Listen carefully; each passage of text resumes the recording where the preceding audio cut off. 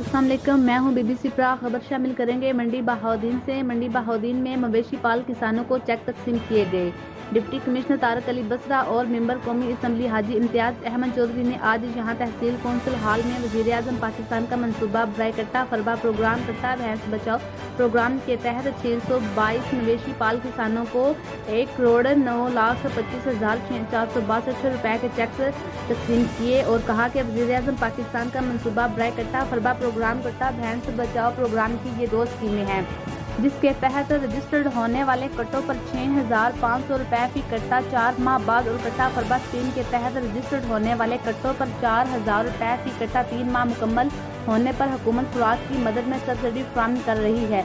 उन्होंने कहा कि हुकूमत जानवरों के गोश्त में इजाफे के लिए मवेशी पाल हजरात को करोड़ों रुपए की सब्सिडी फराहम कर रही है, जिससे मवेशी पाल हजरात को बहुत ज़्यादा फ़ायदा हासिल हो रहा है।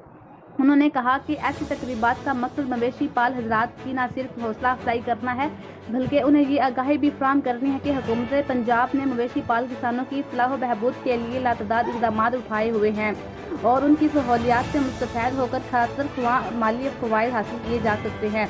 अब तक के लिए इतना ही। मज़ीद खबरों और अपडेट्स के लिए देखते रहें PMC 24।